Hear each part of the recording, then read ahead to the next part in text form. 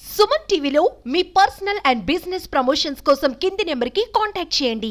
Welcome to Suman TV. నేను మీ Nobel. మనం ఇప్పుడు పశ్చిమ గోదావరి జిల్లా ఉండి నియోజకవర్గం ఆకివీడు మండలం ఆకివీడు గ్రామంలోని ప్రభుత్వ పాఠశాల వద్ద ఉన్నాం.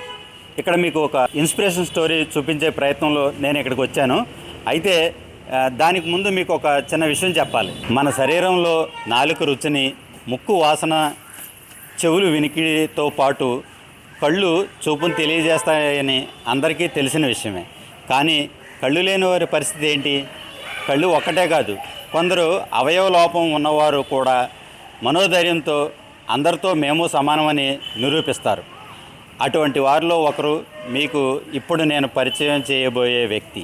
ఆయన పేరే పచ్చిగొళ్ళ కిషోర్. ఈయన స్థానికంగా ఒక ప్రభుత్వ పాఠశాలలో ప్రధానోపాధ్యాయులుగా పనిచేస్తూ సెలవు రోజుల్లో ఆసక్తి గల పిల్లలకు సంగీతం, బుట్టల అల్లిక, దేశభక్తి గీతాలు నేర్పిస్తూ పలువురికి ఆదర్శంగా నిలుస్తున్నారు.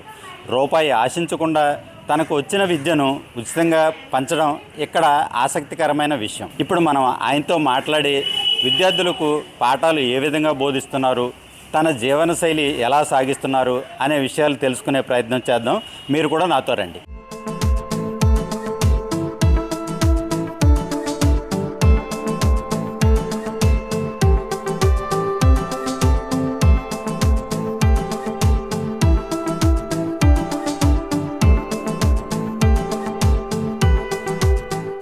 మాస్టర్ నమస్తే, బాగున్నారా? Good morning sir. Good morning అండి. గుర్తుపెట్టారండి నన్ను? మిమ్మల్ని గుర్తుపట్టాను సార్. మీ పేరు నోబుల్ గారు. అవునండి, అవునండి. ఇంత ముందు నుంచి నాకు పరిచయం ఉంది కాబట్టి మీ వాయిస్ ని బట్టి నేను ఐడెంటిఫై చేస్తూ ఉంటాను. ఎందుకంటే మాకు సౌండే ప్రధానం కాబట్టి మీరు మీ ఫేస్ ఎలా ఉంటుందో మాకు తెలియదు, కానీ మీ యొక్క మాటలను బట్టి, మీ యొక్క రాకను బట్టి, ఈ శబ్ద తరంగాలను బట్టి నేను గమనిస్తాను సార్. చాలా థ్యాంక్స్ అండి మాస్టర్. Thank you sir. చాలా కాలమైందండి మిమ్మల్ని కలుసుకుని. చాలా సంతోషం సార్. ఏంటండి సంగతులు?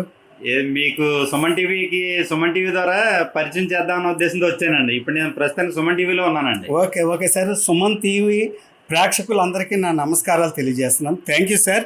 ఇలా కూడా మమ్మల్ని పరిచయం చేసినందుకు, ఇలాగా కార్యక్రమం మరి ప్రొడ్యూస్ చేసినందుకు మీకు శుభాకాంక్షలు తెలియజేస్తున్నాం సార్. చాలా థ్యాంక్స్ అండి. మాస్టర్, ఏం లేదండి, ఇప్పుడు మీరు పిల్లలకి ఏ విధంగా బోధిస్తున్నారు అంటే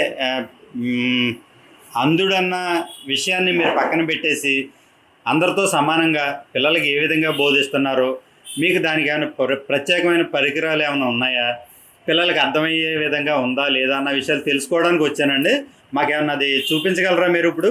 థ్యాంక్ యూ సార్. అయితే ముచ్చటగా కేవలం ఒక విషయం చెప్తానండి. చెప్పండి. నేను కూడా సకలాంగులతో పాటుగా మేము వికలాంగులు, అంటే వాళ్ళతో సమానంగా నేను ఎడ్యుకేషన్లో కూడా అనేక కార్యక్రమాలు చేయాలని నేను నిశ్చయంతో ఉన్నానండి. మీకు అన్నీ కూడా ఒక్కొక్క ఐటమ్ చూపిస్తానండి. ఒక్కొక్కటి. చాలా సంతోషం సార్. మీ గురించి విన్నామండి. ఖాళీ సమయంలో పిల్లలకి సంగీతం నేర్పిస్తారంట, బొట్లల్లిక, తర్వాత దేశభక్తి గీతాలు, అలా చాలా విన్నామండి మీ గురించి. Okay sir. అవన్నీ ఇప్పుడు ఒకసారి మా సుమన్ టీవీ ప్రేక్షకులకి ఒకసారి చూపిస్తారని ఆశిస్తున్నాం. తప్పనిసరిగా. అయితే ఒక్కొక్క ఐటమ్ అంటే నేను తరగతి గదిలో ఏ విధంగా పాఠాలు చెప్తాను, పిల్లలకి తెలుగు, ఇంగ్లీషు, ఈ లాంగ్వేజెస్ అక్షరాలు అనేది ఎలా చూపిస్తాను, మరొక విషయం ఏంటంటే కంప్యూటర్ కూడా నేను ఆపరేట్ చేస్తాను. ఒక్కొక్క ఐటమ్ మీకు అన్నీ చూపించే ప్రయత్నం ఖచ్చితంగా చేస్తాను. మరి ఈరోజు మనకేంటంటే ప్రపంచవ్యాప్తంగా ఇంగ్లీష్ వస్తే మొత్తం అన్ని దేశాలు తిరగచ్చు అంటారు. అయితే మనందరం కూడా ఒక్కసారి, మీరందరూ చిన్నపిల్లలు కదా, అయితే మీకు నేను ఇంగ్లీషు అక్షరాల ఐడెంటిఫికేషన్ అది ఎలా ఉంటుందో ఒక్కసారి మిమ్మల్ని అందరిని అడుగుతున్నాను. ఇది ఇప్పుడు చూడండి, ఇదంతా ఏంటి చెప్పండి. ఇది చూపించిన అక్షరాన్ని మీరు చెప్పాలి. సపోజ్ ఇదేం అక్షరం? మరి ఇది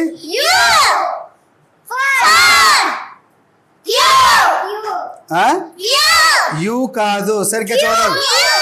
క్యూ కాదు. ఓ, అది ఎగ్జాక్ట్లీ రైట్ ఆన్సర్. ఎవరో చెప్పింది? రిషిత చెప్పింది. ఇది ఓ, ఇది క్యూ కాదు. నెక్స్ట్ యూ కాదు, వి. మరి యు అన్నారు, మరి అంటే అక్షరాలు రైట్. నెక్స్ట్ జెడ్ కాదు, ఎక్స్. ఇది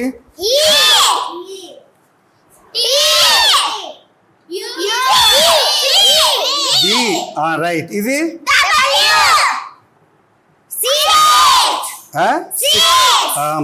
మరి ఇదే విధంగా ఇప్పుడు తెలుగు అక్షరాలు కూడా ఒక్కసారి చూద్దాం. ఇంగ్లీష్ అడిగాను కదా, ఇప్పుడు ఇదేం బోర్డు చెప్పండి. తెలుగు. నెమ్మదిగా చెప్పండి, నెమ్మదిగా చెప్పండి. ఒకసారి అక్షరం చూపిస్తాను, తప్పులు చెప్పద్దు. చూడండి, ఇది ఏం అక్షరం? రైట్. ఇది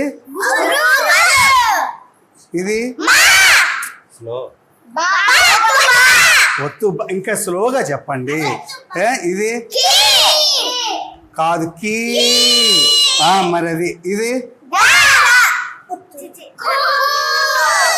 దీన్ని బట్టి మేము ఏం చేస్తున్నాం అంటే, అందులో మాకు ఏమీ కనపడదు కాబట్టి ఇక్కడ మాకు బ్రెయిలీలో కూడా ఉండడం వల్ల ఇది షా, ఇది కే.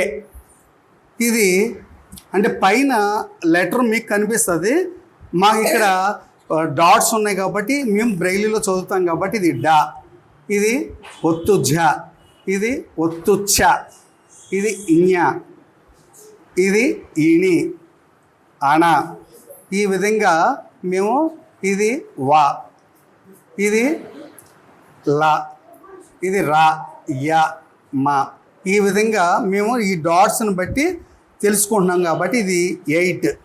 అంటే ఈ విధంగా మరి మేము తెలుసుకోవడం, ఎందుకంటే ఇప్పుడు ఇలాంటి పలకం ఉండడం వల్ల మేము ఐడెంటిఫికేషన్ చేయగలుగుతున్నాం అన్నమాట అండి. అది మాస్టర్, మరి ఇప్పుడు కంప్యూటర్ మీరు ఆపరేట్ చేసేటప్పుడు ఈ కీబోర్డు కూడా బ్రైలీ లిపి ఉంటుందండి? ఉంటుందండి. మరి ఎలాగా మీరు? ఎందుకంటే ఈ కంప్యూటర్లో కీబోర్డ్లో ఏ లెటర్ ఎక్కడ ఉంటుందో, ఒకటి F1 J1 అనేది ఒక డాట్ ఇస్తారు. ఆ డాట్ దాన్ని బట్టి వేళ్ళు, చూపుడు వేళ్ళు, ఇదేమో F, ఇదేమో J. ఈ విధంగా అది మీకు ఫింగర్ కూడా నేను పెట్టి చూపిస్తానండి. ఆన్ అయిన తర్వాత NVDA అంటే ఒక అక్షరం నుంచి ఆటోమేటిక్గా మిగిలిన అక్షరాలు మీకు తెలుస్తాయంట. అయితే ఇది ఆపరేటింగ్ చేసేటప్పుడు వాయిస్ ప్రధానం. దీన్ని NVDA అంటారు. NVDA అంటే N అంటే నాన్ విజువల్ డిస్క్ యాక్సెస్. ఈ అప్లికేషన్ ఉండడం వల్ల ప్రతి ఒక్క బ్లైండ్ పీపుల్ అంటే అంధుడైనటువంటి వారందరూ కూడా ఆపరేటింగ్ చేయడానికి మాకు NVDA ఉంటుంది.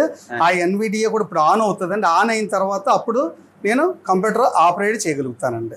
ఒకసారి ఆన్ చేస్తున్నాను చూడండి. కీబోర్డ్ని బట్టి మాకేంటంటే ఇందులో డాట్స్ అనేది చెప్తానండి. ఈ లోపు NVDA ఆన్ చేస్తున్నానండి. ఇదిగోండి ఇక్కడ అది. ఇదేమో F, ఇదేమో J.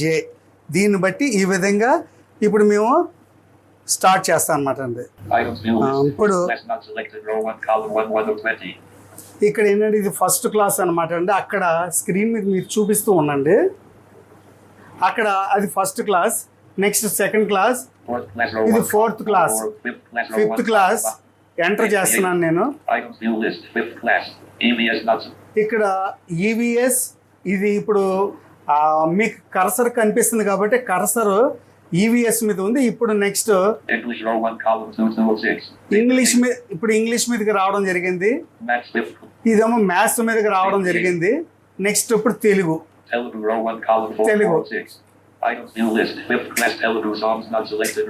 తెలుగు ఇందులో ఇప్పుడు లెసన్స్ పేర్లు అన్నీ కూడా వస్తూ ఉంటాయండి. దీన్ని బట్టి నేను ఏ క్లాసు పిల్లలకి చెప్పాలనేది ఇప్పుడు పిల్లల్ని తీసుకొస్తాను. ఆ పిల్లల్ని తీసుకొచ్చిన తర్వాత మీకు ఏ పాఠం ఏది ఎక్కడుంది, ఏ పేజీ మీద ఎలా రాయాలి అనేది మీకు ఇంట్రడక్షన్ ఇవ్వడం జరుగుతుంది. అయితే చూడండి, ఇక్కడ నేను జయగీతం పాఠం పెడుతున్నాను. ఈ జయగీతంలో ఉండే వర్క్షీట్ 1 అది చూడండి ఒకసారి. తెలుగు సాధన పుస్తకంలోని సాధనా పత్రాలలో భాగంగా 4వ పాఠమైన జయగీతం పాఠానికి సంబంధించిన సాధనా పత్రాలను ఎలా రాసుకోవాలో మనం తెలుసుకుందాం. ఈ పాఠాన్ని రచించిన కవి బోయి భీమన్న. ఈయన 1911 సెప్టెంబర్ నెల 19వ తారీఖున జన్మించాడు. తర్వాత 2005 సంవత్సరం 12వ నెల 16వ తారీఖున స్వర్గస్థులయ్యారు.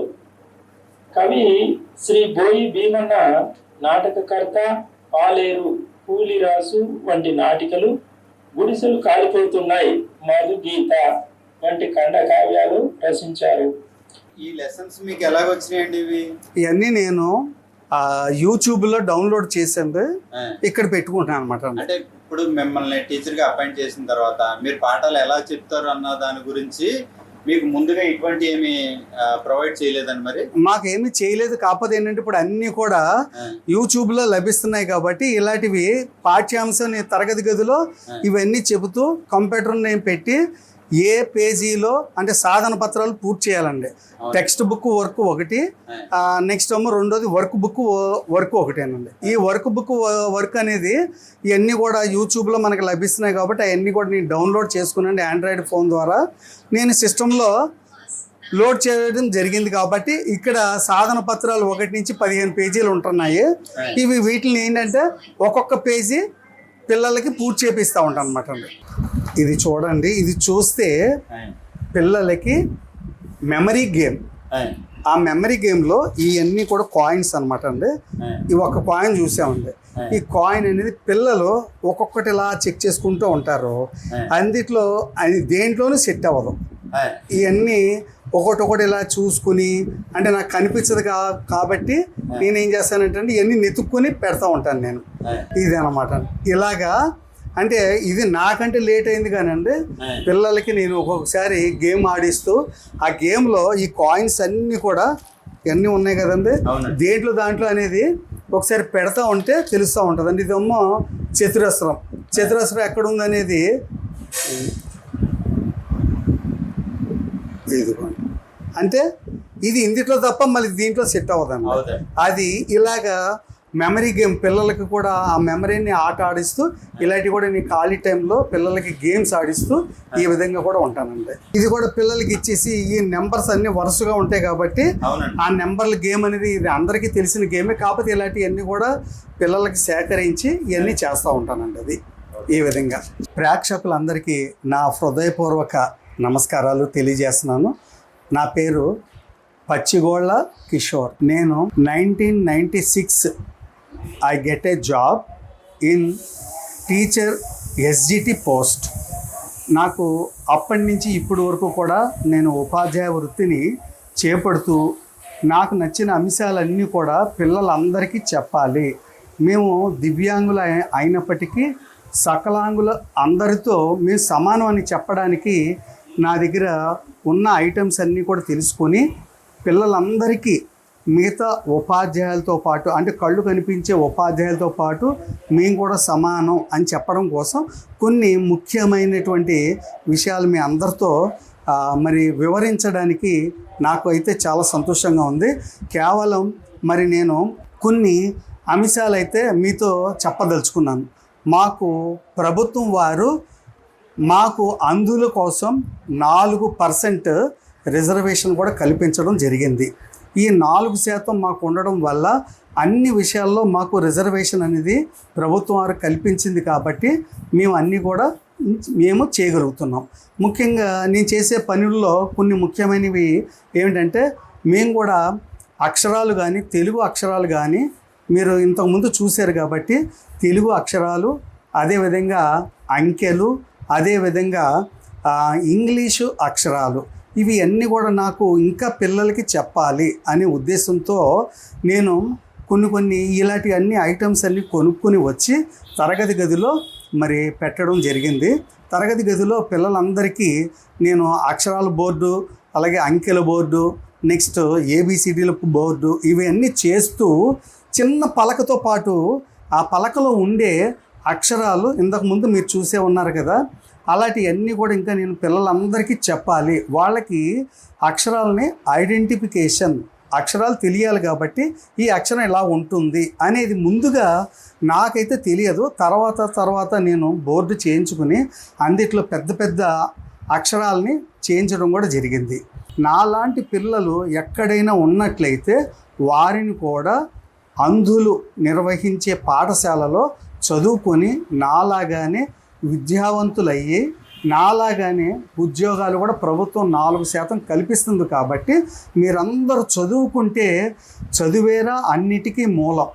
ఎందుకంటే ఆ చదువు లేకపోతే మనిషి జీవితం దుర్లభం అవుతుంది. అందుచేత ప్రతి ఒక్కరు కూడా ఈ ఒక్క మెసేజ్ మీరందరూ తెలుసుకొని మీ మీ దరిదాపుల్లో ఉండే అంధులు నాకులాగానే మీరందరూ కూడా చదువుకొని విద్యావంతులై నాలాగానే ఉద్యోగాలు చేయాలని కోరుకుంటూ నేను ఇంతటితో ముగిస్తున్నాను. అందరికీ ధన్యవాదాలు, నమస్కారాలు తెలియజేస్తున్నాను. Thank you. సకలాంగులతో సమానంగా తాను ప్రతి ఒక్క అంశంలోనూ అటు కంప్యూటర్ అవనివ్వండి, లేదంటే అక్షరాల అభ్యాసంలో బోధనలో కానివ్వండి, ఏదైనా కళ్ళున్న వారితో సమానంగా నేను చేయగలను నిరూపించారు. ఈయన 10 మందికి ఇన్స్పిరేషన్ కావాలని సుమన్ టీవీ ద్వారా కోరుకుంటున్నాను. Thank you Suman TV. Thank you sir. అందరికీ నమస్కారాలు.